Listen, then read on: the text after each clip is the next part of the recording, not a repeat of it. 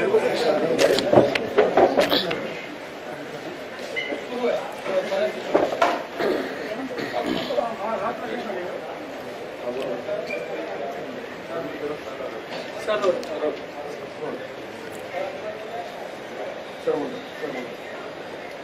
अत्यंत आनंदाची गोष्ट आहे की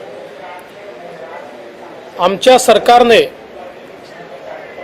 माननीय सर्वोच्च न्यायालयामध्ये सादर केलेला ओबीसी आरक्षणाचा अहवाल हा माननीय सर्वोच्च न्यायालयाने स्वीकारला आहे आणि पुढच्या सगळ्या निवडणुका महाराष्ट्रामध्ये ओबीसी आरक्षणासहित घेण्याचा निर्णय हा सर्वोच्च न्यायालयाने दिला आहे।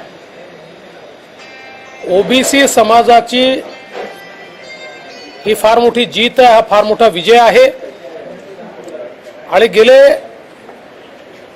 2-2.5 वर्ष आम्ही सगळे जो संघर्ष करत होतो तो संघर्ष आज या निर्णयामुळे फलीभूत झाला आहे असं मी मानतो।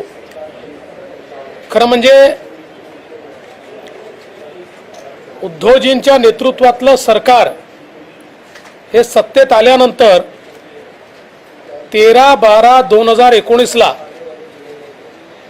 पहिल्यांदा माननीय न्यायालयाने महाराष्ट्र सरकारला आदेश दिला की ट्रिपल टेस्ट पूर्ण करा, एम्पिरिकल डेटा जमा करा। परंतु दुर्दैवाने 15 महिने सरकारने ओबीसी आयोग गठीत केला नाही, ट्रिपल टेस्ट पूर्ण करण्याकरता एम्पिरिकल डेटा गोळा केला नाही।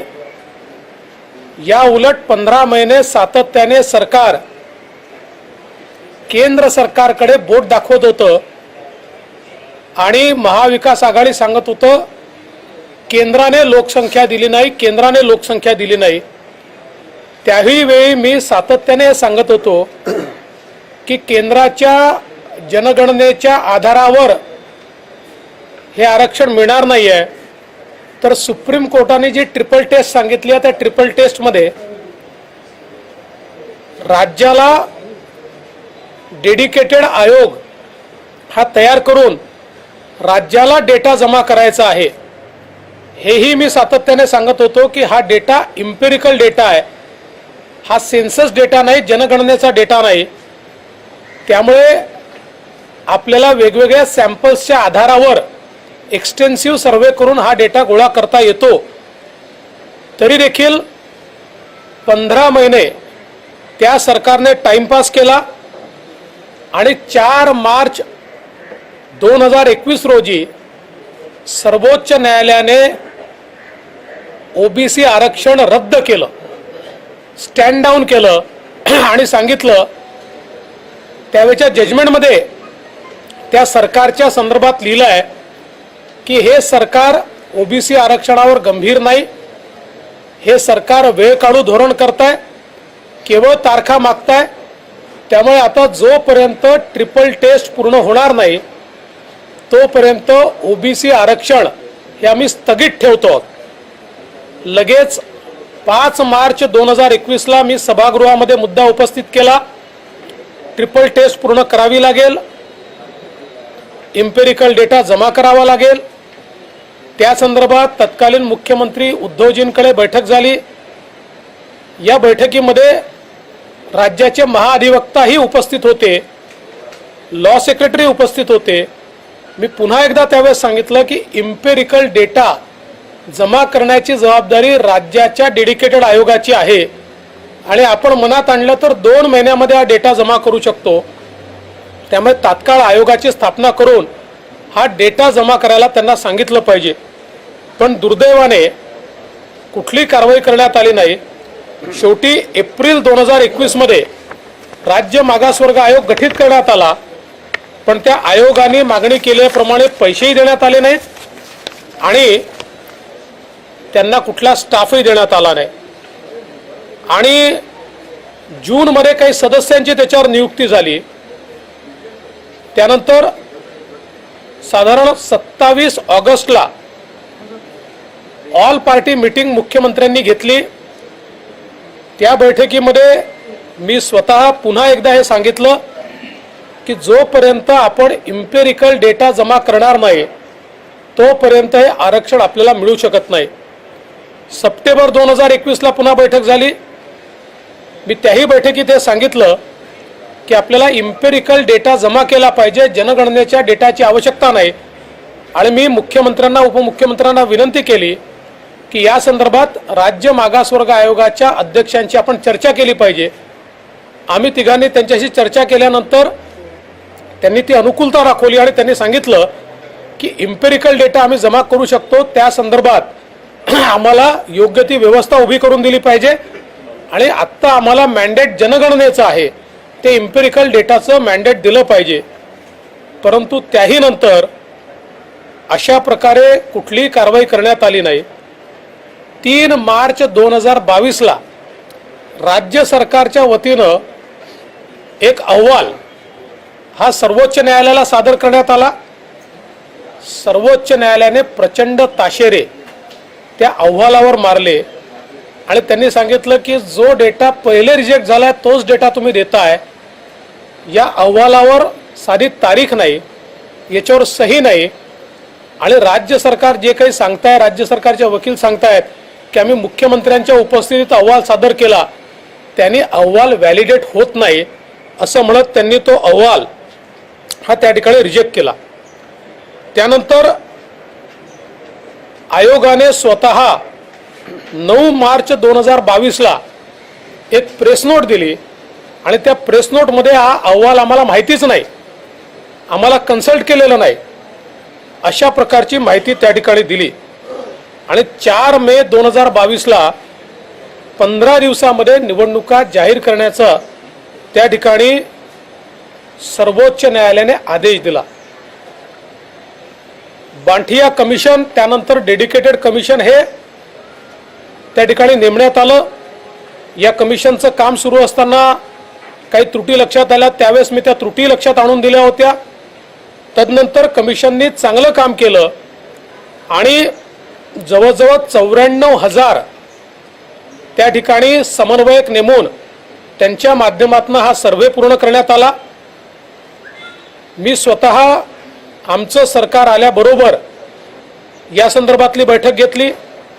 माननीय मुख्यमंत्री एकनाथराव शिंदे साहेबांनी बैठक घेतली, महाअधिवक्ता यांच्यासोबत बैठक झाली। बांठिया कमिशन नेमकं काय करताय या संदर्भात आम्ही सगळी माहिती घेतली, त्या संदर्भातले सगळे प्रेझेंटेशन्स आम्ही घेतले आणि सांगितलं कुठल्याही परिस्थितीत आपण डेडलाईन चुकवायची नाही। 12 तारखेला कोर्टाने तारीख ठेवली आहे, 12 तारखेला कुठल्याही परिस्थितीमध्ये आपण हा अहवाल दाखल केलाच पाहिजे। आणि मागे लागून 11 तारखेला आम्ही तो अहवाल त्या ठिकाणी सादर केला। 12 तारखेला त्याची सुनावणी झाली। 12 तारखेच्या सुनावणीत आपले राज्याचे वकील यांच्यासोबत मी आणि माननीय मुख्यमंत्री महोदय आम्ही देशाचे सॉलिसिटर जनरल श्री तुषार मेहता साहेब यांना जाऊन भेटलो आणि त्यांना विनंती केली की मध्य प्रदेशच्या केसमध्ये तुम्ही स्वतः उभे राहिलात आणि ती केस तुम्ही त्या ठिकाणी मांडली तर राज्याची केस देखील आपण मांडली पाहिजे। नाफडे साहेबांसारखे एक सिनियर काउन्सिल तर होतेच आणि त्यांनी उत्तमच काम केलं, पण त्यासोबत आम्ही सॉलिसिटर जनरल ऑफ इंडिया यांनाही विनंती केली आणि त्यांनी उभं राहायचं मान्य केलं। 12 तारखेला या ठिकाणी कोर्टामध्ये जे समोरचा पक्ष होता, ज्यांनी केस टाकली होती, त्यांनी सांगितलं आम्हाला आजच अहवाल प्राप्त झाला आहे, आम्हाला या अहवालाच्या संदर्भात बोलायचं आहे आणि म्हणून 1 आठवड्यानंतरची तारीख देण्यात यावी। आणि मग आजची तारीख नेमण्यात आली होती। आज आपले वकील नाफडे साहेब यांनी अतिशय चांगलं आर्ग्युमेंट केलं, तुषार मेहता त्या ठिकाणी होते, सॉलिसिटर जनरल यांनी चांगलं आर्ग्युमेंट केलं आणि त्याच्या आधारावर आपला अहवाल हा सर्वोच्च न्यायालयाने स्वीकारला आणि स्वीकारून त्या ठिकाणी त्या अहवालाप्रमाणे निवडणुका घेण्याची परवानगी दिली। म्हणजेच ओबीसी आरक्षणाला पूर्ण परवानगी आता सर्वोच्च न्यायालयाने दिली आहे। आता जेव्हाही या निवडणुका होतील तेव्हा या निवडणुका या ओबीसी आरक्षणासहितच होतील। काही प्रोसेस ही इलेक्शन कमिशननी सुरू केली आहे, परंतु राज्यात खूप मोठ्या प्रमाणात पुराचं वातावरण असल्यामुळे आम्ही त्यांना विनंती केली होती की या पुराच्या वातावरणामध्ये निवडणुका होऊ शकत नाही। त्यामुळे पूर गेल्यानंतर, पाऊस संपल्यानंतरच आपण मॉन्सून नंतर त्या ठिकाणी अशा प्रकारच्या निवडणुका घेतल्या पाहिजेत। त्याचा उचित विचार राज्य निवडणूक आयोग करेल। पण मला अतिशय मनापासून आनंद आहे की या ठिकाणी ओबीसी आरक्षण आमच्या सरकारनं परत मिळवलेलं आहे। मी एक वेळ असं बोललो होतो की आमचं सरकार आलं तर 4 महिन्यामध्ये आम्ही ओबीसी आरक्षण देऊ शकतो। त्यावेळेस अनेक लोकांनी मला ट्रोल केलं होतं। एवढंच नाही तर काही तथाकथित विचारवंत आणि काही नेते हे सातत्याने माझ्यावर आणि केंद्र सरकारवर टीका करायचे, परंतु त्यांच्या टीकेला मी उत्तर हे कृतीतनं दिलंय। आमच्या एकनाथराव शिंदे साहेबांच्या नेतृत्वातील सरकारने कृतीतून उत्तर देऊन जर इच्छाशक्ती असेल तर काय केलं जाऊ शकतं हे या ओबीसी आरक्षणाच्या संदर्भात आम्ही दाखवून दिलेलं आहे। खरं तर या गोष्टी वेळेत केल्या असत्या तर 13/12/2019 नंतर 4 महिन्यामध्ये म्हणजे 2020 सालीच कदाचित आपल्याला हे आरक्षण पूर्णपणे मिळालं असतं किंवा हे कधी गेलंच नसतं। हे आरक्षण स्टँड डाऊनच झालं नसतं, हे स्थगितच झालं नसतं। पण त्यावेळी राज्यकर्ते केवळ केंद्र सरकारकडे बोट दाखवत होते। या निमित्ताने मी जुन्या सरकारने काहीच केलं नाही असं बिलकुल म्हणणार नाही। त्याही ठिकाणी काही नेते प्रामाणिकपणे काम करत होते, परंतु सरकारला सरकार म्हणून गांभीर्य नव्हतं आणि त्याच्यामुळे ही परिस्थिती त्या ठिकाणी येत होती।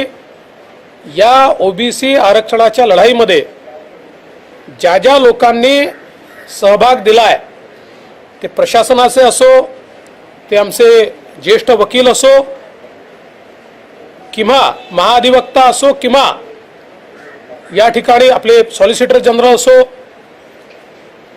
आमचे जे काही राजकीय नेते असो, वेगवेगळ्या पक्षाचे नेते असो, या सगळ्या लोकांनी ज्यांनी ज्यांनी याच्यामध्ये सहभागिता दिली आहे, अगदी सन्माननीय भुजबळ साहेबांसहित मी सगळ्यांचं या ठिकाणी अभिनंदन करतो, सगळ्यांचे आभार मानतो।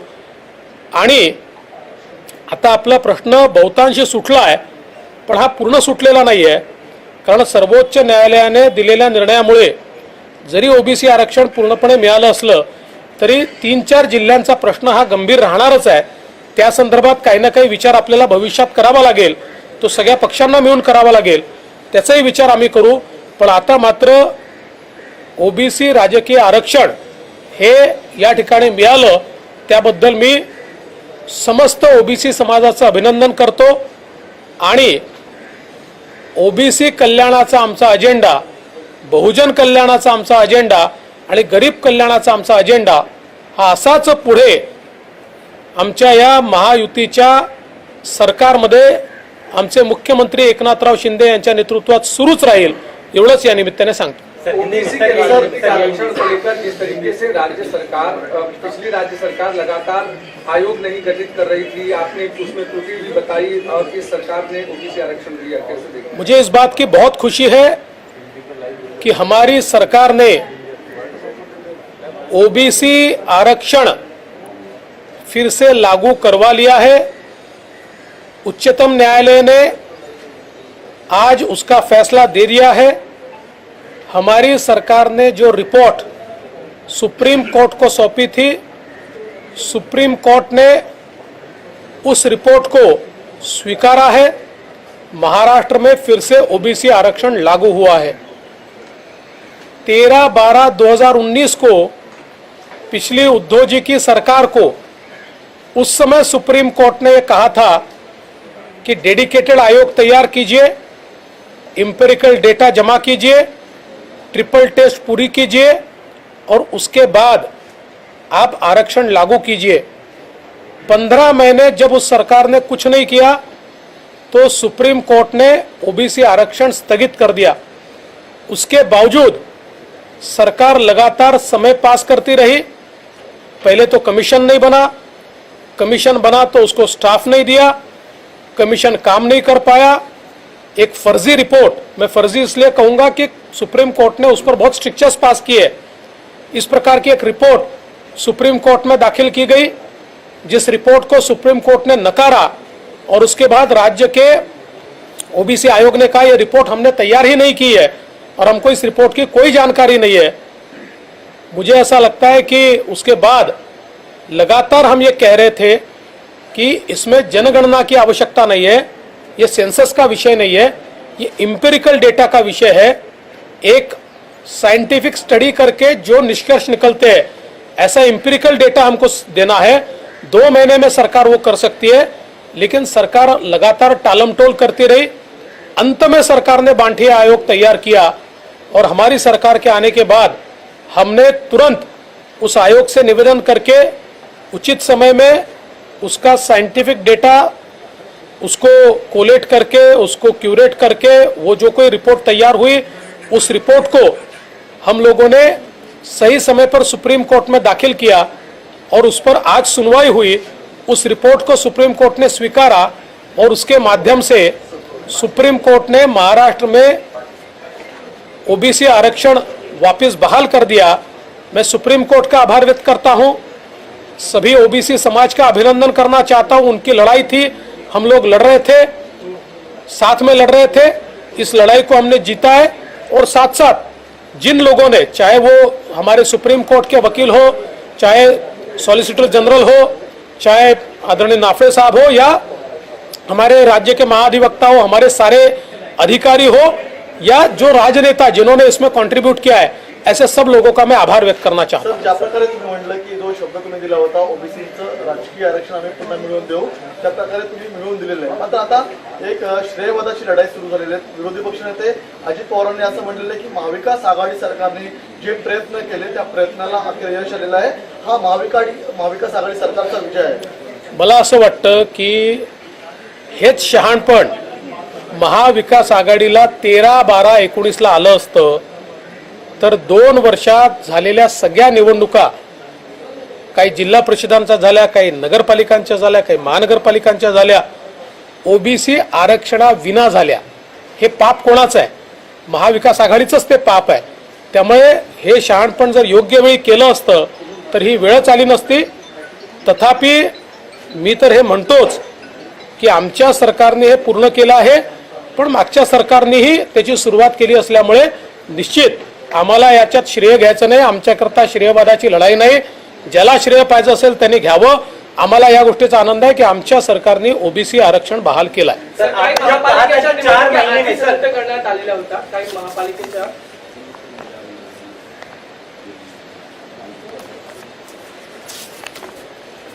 तर प्रभाग रचना ज्या आहे अनेक ठिकाणी झालेल्या आहेत। कोविडमुळे काही आधीच महापालिकेच्या निवडणुका रद्द करण्यात आल्या, त्या सर्वांचाच मुद्दा झाला की त्या तांत्रिक बाबी कशा आता काही तांत्रिक नाही, यापुढे जीही निवडणूक होईल, जीही ती ग्रामपंचायत असो, ती जिल्हा परिषद असो, ती महानगरपालिका असो की ती नगरपालिका असो, प्रत्येक निवडणूक ही ओबीसी आरक्षणासहितच होईल। सर, बीएमसीचे डिलिमिटेशन व्हावं अशा पद्धतीच्या मागण्या होतात, आपण सकारात्मक त्याला उत्तर दिलं होतं। आता त्या संदर्भात काय निर्णय घेणार, तुम्ही पुन्हा एकदा काही प्रयत्न करणार आहात? या संदर्भात आम्ही निश्चितपणे प्रयत्न करू, कारण जे काही राज्य निवडणूक आयोगाचे नियम आहेत त्या नियमाच्या पलीकडे जाऊन हे डिलिमिटेशन करण्यात आलं आहे असं आमचं मत आहे। तथापि या संदर्भात कायदेशीर काय काय आमच्यासमोर ऑप्शन्स आहेत ते ऑप्शन्स आम्ही निश्चित बघू।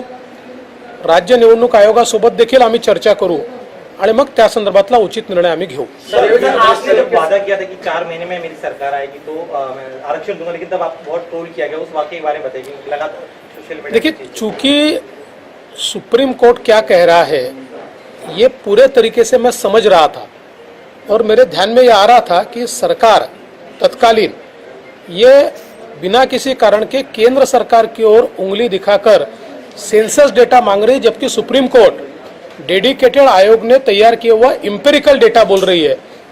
इसलिए मैंने उस समय कहा था कि अगर मेरी सरकार आती है, हमारी सरकार अगर आती है तो 4 महीने में हम लोग ये आरक्षण बहाल करेंगे। ये बहुत सोच समझकर मैंने कहा था और आज वो हो रहा है। इस समय श्रेयवाद की जो लड़ाई चल रही है, लगातार अपोजिशन की तरफ से कहा जा रहा है कि इसके पीछे अपोजिशन की सरकार ने सारा काम किया। देखिए, मैं उनको इतना ही कहना चाहूँगा, अगर श्रेय लेना चाहते हैं तो फिर ये जो 13 दिसंबर 2019 को उस सरकार को सुप्रीम कोर्ट ने आदेश दिया था और 2 साल सरकार उस पर बैठी रही और उस बीच जिला पंचायत के चुनाव हुए, नगर पालिका के चुनाव हुए, महानगर पालिका के चुनाव हुए, सारे चुनाव बगैर आरक्षण के हुए। इसका पाप किसका है? इस पाप के भागीदारी कौन है? ये किसके कारण पाप लगा है? तो विपक्ष इस पाप को भी पहले स्वीकारे, उसके बाद श्रेय लेने की कोशिश करे। हमको श्रेय नहीं चाहिए। हमने कहा था 4 महीने में करेंगे, हमने करके दिखाया। म्हणतात की 40% आरक्षण अपेक्षित होतं, मात्र ते अपडेट मिळालेलं आहे आणि SC/ST 10% असं करून 50% हवं होतं, पण तसं नाही मिळालं. मला असं वाटतं की भुजबळ साहेबांना नीट माहिती आहे, यापूर्वीही 27%च आरक्षण होतं आणि आताही 27% मिळालंय आणि 27% ते मिळेल या संदर्भातला निर्णय त्यांच्या सरकारमध्येच झालेला आहे. तो आमच्या सरकारने केलेला नाही आहे, त्यांच्या सरकारनेच तो निर्णय केलेला आहे. ट्रिपल टेस्टचा तो एक भाग होता. सर्वपक्षीय मीटिंगमध्ये त्यांनी स्वतः हा विषय मांडला होता की SC/STचं आरक्षण सोडून 50%च्या आत जेवढं आरक्षण वाचेल ते ओबीसीला मिळेल. त्यामुळे काही ठिकाणी ते 27% आहे, काही ठिकाणी 25% आहे, काही ठिकाणी 22% आहे. हे त्यांच्याच सरकारच्या काळात झालेलं आहे. त्यामुळे मला असं वाटतं की आता अशा प्रकारे त्या संदर्भात बोलून माझ्याजवळ सगळं सत्य आहे, मी मांडित. सर, BMC और TMC का OBC आरक्षण के बिना रिजर्वेशन सीटों का डिक्लेरेशन हो चुका है, घोषणा हो चुकी है. अब कैसे उसको नहीं, वहां पर ओबीसी आरक्षण के साथ ही चुनाव होगा. अब दूसरा